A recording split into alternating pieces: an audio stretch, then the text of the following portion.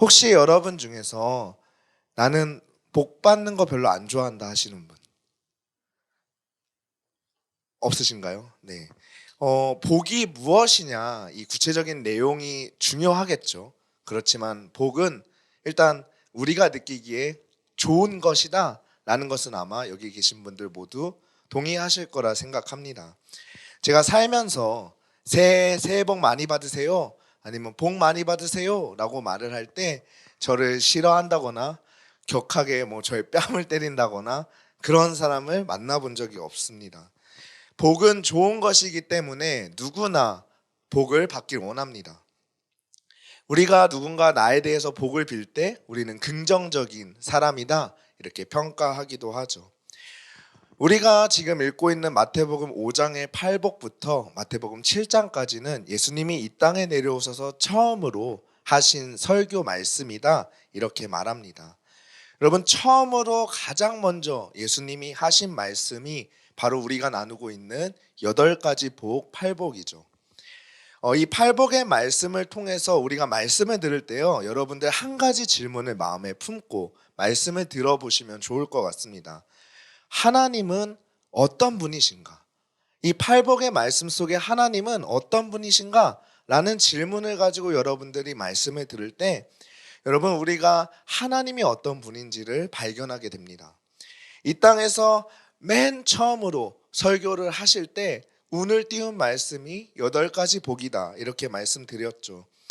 우리는 처음이 가지고 있는 의미, 그 처음이 가지고 있는 중요성을 어느 정도는 다들 인식하고 있다고 생각합니다.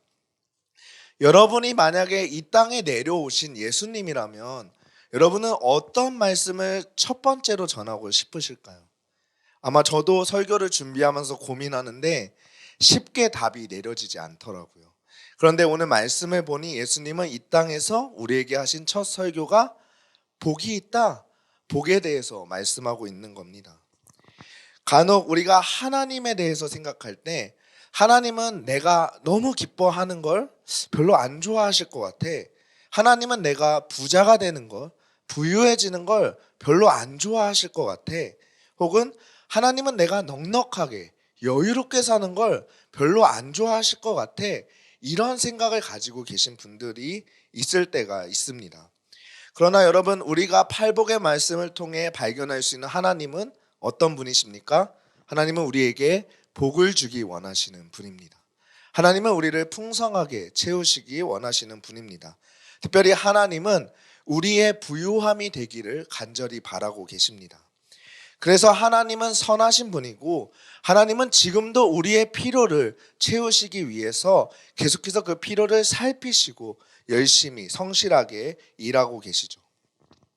우리의 마음속에 하나님을 오해하거나 영적 고아와 같이 가난하고 빈곤한 마음이 오늘 하나님이 주시는 복으로 치유되기를 주님의 이름으로 축원해 드립니다. 우리는 하나님이 선하신 분이라는 걸, 또 우리에게 좋은 걸 주고 싶어 하시는 분이라는 걸 예수님의 생애를 통해서 발견할 수 있게 됩니다. 여러분, 예수님이 이 땅에 오셔서 하신 일이 무엇입니까? 우리가 평생 외면하고 숨기고 사는 인간의 실체를 고발하시죠. 너희는 죽음밖에 남지 않는 절망의 존재다. 너희의 삶이 무엇을 하든 결국 너희의 끝은 죽음이고 절망이다. 라는 이 실체를 예수님은 숨기지 않으시고 고발하십니다. 우리가 평생 그 외면하고 싶은 것, 왜 우리가 그 죽음을 외면하고 싶을까요? 우리의 삶이 부정당하는 것 같으니까, 우리의 삶의 모든 것이 허무로 돌아가는 것 같으니까 우리는 그것들을 숨기고 가리고 살아가고 싶어 하죠. 무엇을 해도 죽음의 허물을 이길 수 없는 우리에게 영원한 생명이라는 희망을 주시는 것뿐만 아니라 그 희망을 실현할 수 있는 존재로 부르신 사건이 바로 예수님의 십자가입니다. 사랑하는 성도님들, 팔복의 말씀을 나눌 때 여러분, 선하신 하나님, 나에게 복 주시길 원하시는 하나님, 여러분을 향한 이 하나님의 마음을 발견하고 마음에 새기시길 주님의 이름으로 축원을 드립니다. 이렇게 하나님이 주시는 복을 누리며 행복하게 살고 싶은 것이 우리 모든 그리스도인의 마음이죠. 그런데 여러분, 하나님을 믿는 그리스도인들에게 여러분 그렇게 하나님이 주시는 복을 누리고 싶다고 하시는데 하나님이 주시는 복이 도대체 무엇인가요? 라고 물어볼 때요. 아마 적지 않은 그리스도인들이 당황할 것이다. 감히 예상해 봅니다. 이 신앙생활 하면서 하나님과 함께 이어지는 이 긍정적인 문장들에 대해서 우리는 쉽게 이해한 것처럼 아멘 혹은 마음으로 동의합니다. 그런데 실제로 어떤 질문을 던질 때 우리가 구체적으로 답을 하지 못하는 경우가 많다는 것을 우리가 경험하게 되죠. 그러니까 알지 못하지만 좋은 문장을 감각적으로 이해한 것처럼 오해하거나 착각할 때가 있습니다. 또한 하나님이 주시는 복을 누리며 살고 싶습니다. 이렇게 말을 하는데 그 복을 누리기 위한 중간에 필요한 과정은 생략할 때가 있죠. 이 하나님이 주시는 복을 누리고 싶습니다. 라고 말은 하지만 이 성경에 있는 하나님 말씀을 이행하지 않고 하나님과의 관계를 단절시키는 죄를 쉽게 저지를 때도 있습니다. 심지어 하나님이 주시는 복을 누리고 싶습니다 라고 말하지만 그 복 주시는 하나님을 무시하고 살아갈 때도 있죠. 여러분 누구나 예수 그리스도를 믿을 수 있는 기회가 있습니다. 그러나 누구나 예수 그리스도를 믿진 않죠. 마찬가지로 예수님 믿으면 누구나 신앙생활을 하며 살아갑니다. 그러나 누구나 하나님의 복을 누리며 신앙생활을 하며 살아가지는 않습니다. 우리 목사님께서도 얘기해 주셨지만 최근에 제가 좋은 결과를 얻기 위해 또 면접도 보고 여러 가지 과정을 거쳤습니다. 말씀하신 대로 좋은 결과를 얻어서 또 새로운 기회를 얻게 되었죠. 처음에는요 제가 잘해서 붙은 줄 알았습니다. 좀 더 적나라하게 얘기하면 내가 조금 그래도 잘났나? 거기에 합당한 사람인가? 라는 생각도 사실 조금 했습니다. 그러나 저를 도와준 사람이 있었고 또 그 일을 담당하시는 분의 마음을 주관하신 하나님의 은혜가 있었고 더 나아가 저를 위해 기도해 준 많은 사람들이 있었습니다. 이 눈 가리고요 대충 넘어갔으면 저 아마 그 교회 가서 아주 잘난 맛에 아주 꼴 보기 싫은 목사가 되지 않았을까 이런 생각을 하게 됩니다. 이 하나님의 복을 누리는 인생은요 깨어있는 자에게 주시는 은혜입니다. 하나님을 의식하는 자에게 주시는 복입니다. 또 하나님을 생각하는 자에게 주시는 은혜입니다. 우리가 이 8복, 8가지 복에 대해서 나누는데요. 이 말씀을 읽다 보면 어떤 사람들은 어떤 앞에 있는 것을 충족해야만 내가 복을 받을 수 있다 이렇게 생각하며 말씀을 읽는 분들이 있습니다. 우리가 무엇인가를 함으로 없던 복이 생기는 것이다 이렇게 생각하는 분도 있습니다. 이 8가지 복에 있어서 이러이러한 것을 하면 이러한 상황이 변화될 것이다 하는 상황의 변화에 초점을 맞춰서 말씀을 읽는 분들도 있죠. 그러나 여러분 8복은요 이미 내 안에 하나님이 주신 복을 발견하고 다시 의식하고 누릴 수 있도록 인도하시는 하나님의 은혜입니다. 그러므로 여러분 8복의 말씀은요 복받아라 라는 축복의 말씀이 아니라 우리의 잠자는 영을 깨워서 하나님의 선하심을 누리게 하는 영적 각성의 말씀이다 이렇게 말씀드릴 수 있죠. 이 8가지 복, 8복의 말씀은 이 하나님의 복을 누리는 사람들이요 어떻게 점진적으로 하나님 안에서 변화되어지고 그 변화되는 과정에서 어떤 복을 누리는지를 우리에게 알려주고 있습니다. 우리가 첫째 주에 나눴던 말씀 심령이 가난한 자는 복이 있나니 천국이 너희의 것입니다 이 말씀이었죠. 여러분 이 세상에요 유한한 것으로 결코 채울 수 없구나 라는 것을 깨달은 사람들, 이 세상의 부요함이 사실은 별것이 아니구나 라는 것을 깨달은 사람들, 인생이 참 허무한 것이구나 라고 깨달은 사람들, 하나님 없이 어떤 인생도 아무것도 아니구나, 그저 욕망을 바꿔가며 살아가는 것이 우리의 인생일 뿐이구나 라는 것을 깨달은 사람들아 라고 부르며 이렇게 말하는 것이죠. 이제 모든 거짓을 지나 너희 안에 있는 영원한 하나님 나라, 사라지지 않고 무너지지 않고 영원히 존재하는 하나님 나라가 있음을 보게 되었구나.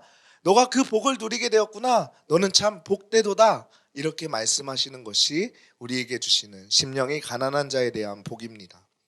그러니까 유한한 물질 속에서, 사라지는 것들 속에서 영원한 것을 추구하고 누릴 수 있게 된 것이 바로 하나님이 주시는 복이죠. 그 다음 이렇게 말씀하십니다. 애통해하는 자는 복이 있나니 그들이 위로를 받을 것이며. 여러분, 우리 인생에 일어나는 대부분 슬픔의 일이 무엇입니까? 아마 여러 가지가 있을 겁니다. 내게 다가온 기회를 놓치거나, 내게 다가온 돈을 잃어버리거나, 또 내가 사랑하는 사람들, 나와 관계 맺는 사람들과 관계를 깨지거나, 또 이 관계가 끝이 나거나. 여러분, 이 땅에서 일어나는 슬픔과 애통의 일들을 한 단어로 정리하면 저는 상실이다, 이렇게 표현하고 싶습니다. 영원한 이별로 다시는 볼 수 없는, 다시는 누릴 수 없다 라고 생각하는 이 상실의 아픔에 잠겨있는 우리에게 이 영원한 이별이 없다, 너희에게 영원한 이별이 없다, 너희가 다시 만날 수 있다 라는 그 소망과 그 소망을 이루시는 하나님의 말씀은 우리로부터 큰 위로를 주는 하나님의 복이다, 이렇게 말할 수 있는 것이죠. 유한한 인간성을 가지고 앞에서도 여러분들이 많은 문제를 이야기했지만 내가 할 수 있는 것이 정말 한정적이고 제한적입니다. 내가 선택할 수 있는 그 선택의 항목이 무한하지가 않죠. 그러나 이런 유한한 인간성으로부터 영원함을 꿈꾸고 영원함 속에서 다시 만날 것을 생각하고 이룰 수 있는 것은 바로 우리를 구원하시는 하나님의 말씀 때문입니다. 인생의 진짜 모습, 또 그 상실의 아픔 속에서 하나님의 은혜를 체험한 사람들에게는 이제 놀라운 변화가 일어나게 되죠. 바로 하나님 말씀에 귀를 기울이게 됩니다. 온유한 자는 복이 있나니 그들이 땅을 기업으로 받을 것이며. 이 하나님 말씀에 이제는 성실하게 참여하고자 하는 마음이 일어나게 됩니다. 그런데 열심히 하나님 말씀에 참여하지만요, 사실 내 눈앞에 아무것도 잘 이루어지지 않는 것에 마음의 갈등을 가지게 되죠. 이렇게 하나님 안에서 하나님 말씀에 따르지만 갈등하고, 그렇지만 이 갈등을 포기하지 않고 하나님을 신뢰하며 나아가는 자들에게 하나님이 뭐라 말씀하십니까? 약속한 바를 반드시 이행하시고 믿음의 행위대로 보응하시는 내가 너의 앞에 땅을 기업으로 줄 것이다. 즉 하나님의 말씀이 이루어지는 것을 보게 될 것이다. 이렇게 하나님께서 말씀하고 있는 겁니다. 그러므로 우리는 하나님의 복을 누릴수록, 하나님께 가까이 갈수록 어떠한 변화가 일어납니까?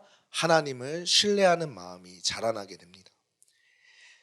이제 삶 가운데 하나님의 뜻이 이루어지구나, 진짜 하나님 말씀이 거짓이 아니구나, 하나님이 내 삶을 지켜보고 있구나, 이런 영적인 감각들이 올라오며 우리가 무엇을 이제 바라보게 됩니까?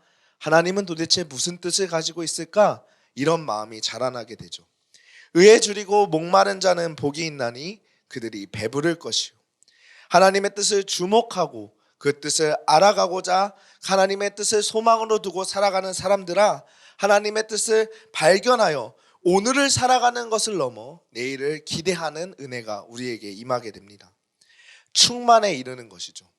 이 말씀에 여러분 우리가 주목해야 되는 것은 배가 부른다는 표현입니다.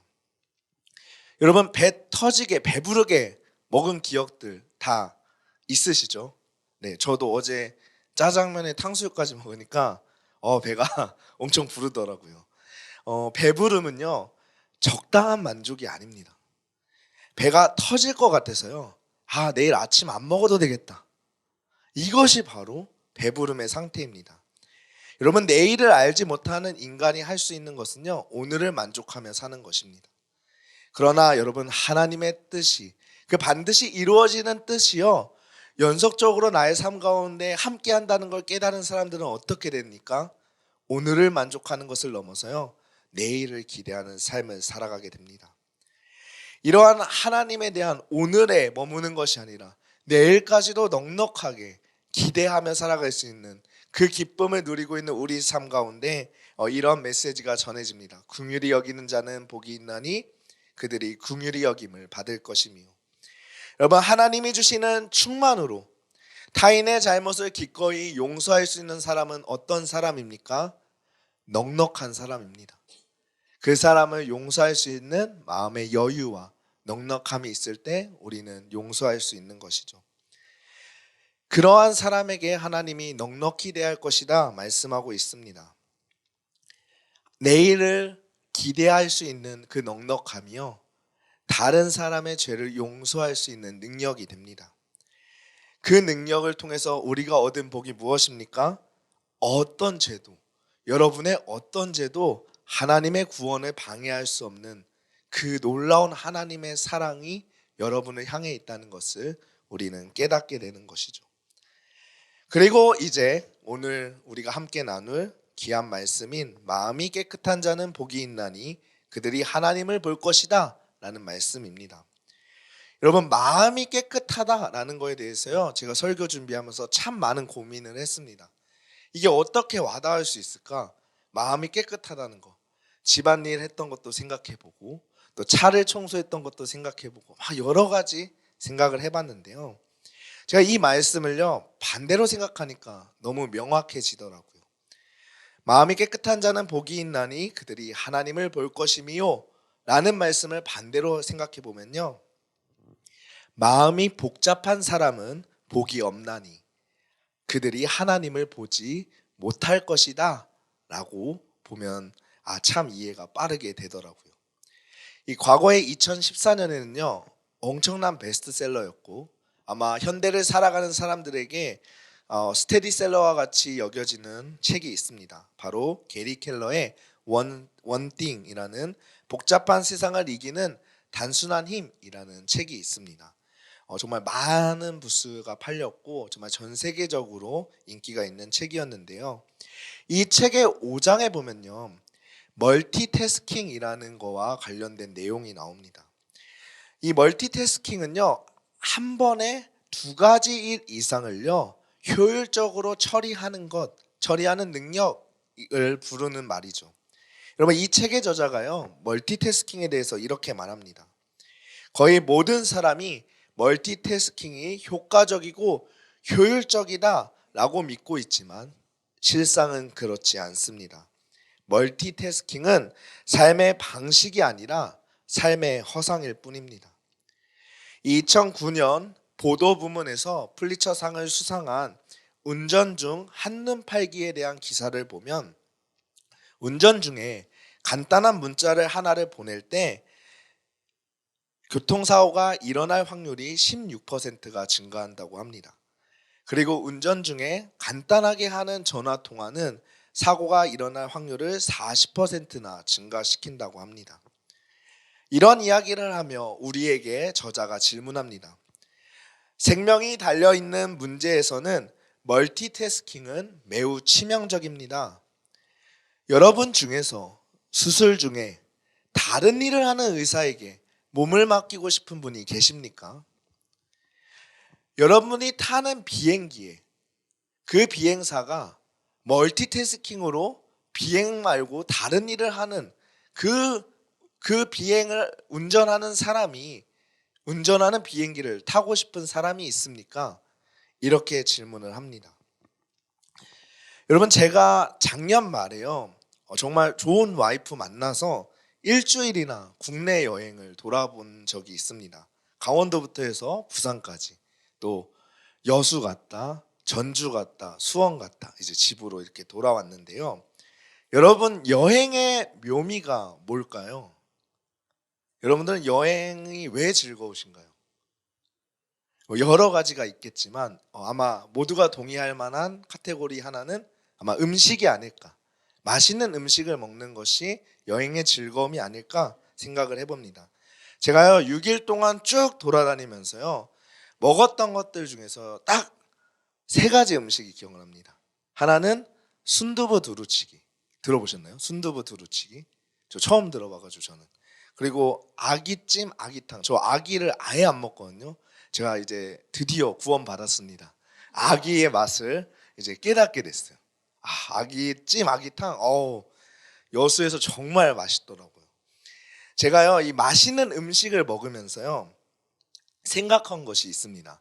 이 맛집의 조건은 무엇인가? 이런 생각을 하게 됐어요.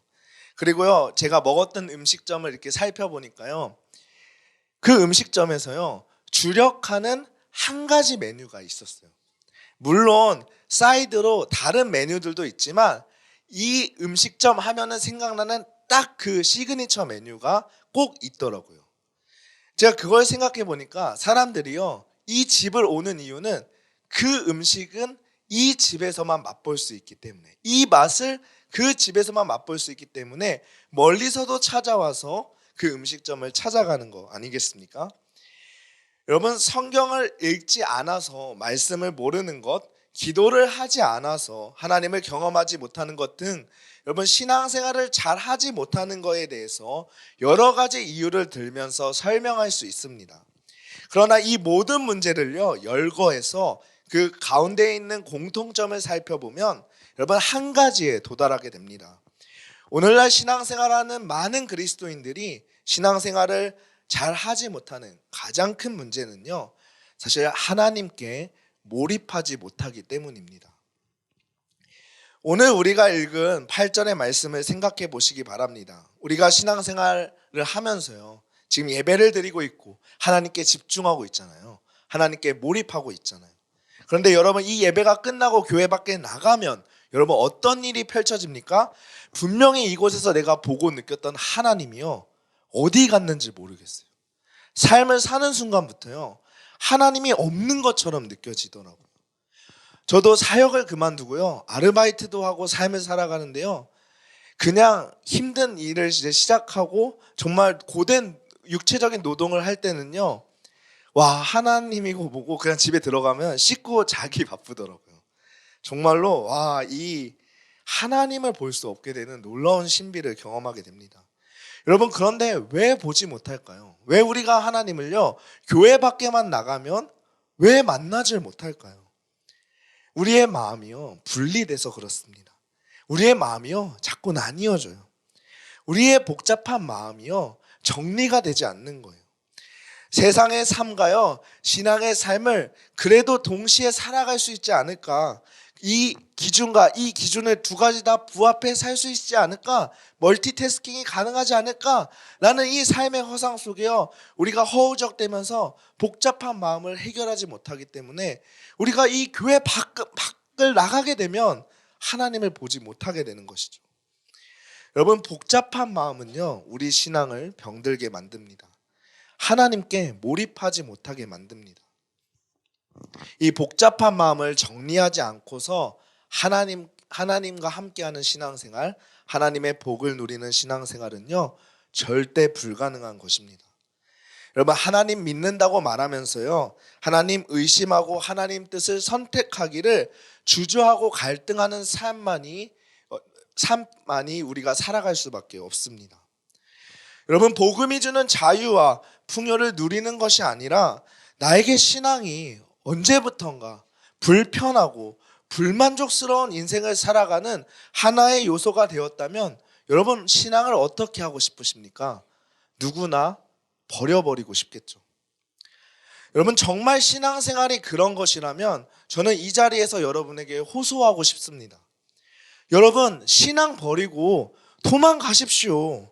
신앙 여러분에게 하나도 도움되지 않습니다. 여러분, 갈등하게 만들고 힘들게 만드는 걸 왜 붙잡고 계십니까? 왜 여기서 미련하게 계십니까? 이제 모든 신앙생활을 청산하시고 저 새로운 땅에서 부유하고 풍요롭고 넉넉한 삶을 사시기를 하나님의 이름으로 축복합니다. 이렇게 말하고 싶죠. 그러나 여러분, 한번 생각해 보시기 바랍니다. 내가 진짜 하나님 사랑했을 때, 내가 진짜 하나님께 몰입해서 살아갔을 때, 여러분, 몰입해서 빠져들기 시작한 신앙생활은요, 제가 앞에서 말씀드린 것과는 전혀 다릅니다. 여러분, 믿음은요, 내 전부를 걸어서요, 지킬 만한 가치가 있습니다. 여러분, 2025년 우리가 살아가는 대한민국, 여러분, 어느 때보다 경제적으로, 정치적으로, 사회적으로 혼란스러운 시기다, 많은 사람들이 말합니다. 대한민국의 가장 큰 위기 중에 하나가 다가오고 있는 거 아닌가? 전문가들도 이렇게 평가하고 있죠. 그러나 여러분, 우리가 쉽게 좌절할 수 없는 이유, 쉽게 포기할 수 없는 이유가 무엇입니까?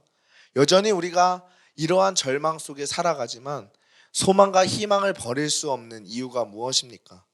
우리는 막연한 긍정의 힘으로 살아가는 사람들이 아닙니다. 나를 사랑하시고 또 나의 삶을 돌보시고 나의 필요를 채우시는 하나님이 계시기 때문에 우리는 쉽게 절망할 수가 없습니다. 쉽게 소망과 희망을 버릴 수 없는 것이죠. 때로는 세상적인 것들을 상실하며 슬퍼하고 아파할 때가 있습니다. 그러나 여러분, 우리가 좌절하지 않는 이유가 무엇입니까? 죽음을 향해 달려가는 그 인간의 실체를 발견하고 좌절과 절망밖에 없는 내 인생에 찾아와서 영원한 생명을 주시고 영원한 만남을 약속하시며 우리의 삶의 필요를 채우시고 지금도 우리를 그 구원의 길로 인도하시는 하나님이 계시기 때문에, 나는 내 삶을 포기하고 싶지만 내 삶을 포기하지 않으시는 하나님이 계시기 때문에 우리는 소망과 희망을 가지고 살아갈 수 있는 것이죠. 그러니 영원하지 않는 것에 머무르지 않고 인간적인 한계를 극복하며 살아가는 것이 하나님을 만난 사람들의 삶이라 이렇게 생각합니다. 사랑하는 라이트하우스 일산 성도님들, 2025년 어느 때보다 신앙생활에 몰입해야 하는 때인 줄 믿습니다. 신앙생활에 있어서요, 위기는 놀랍게도 기회입니다.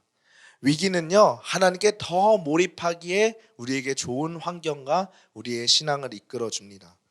복잡한 마음을 청산하시고 또 하나님께 몰입하기로 결정하시기 바랍니다.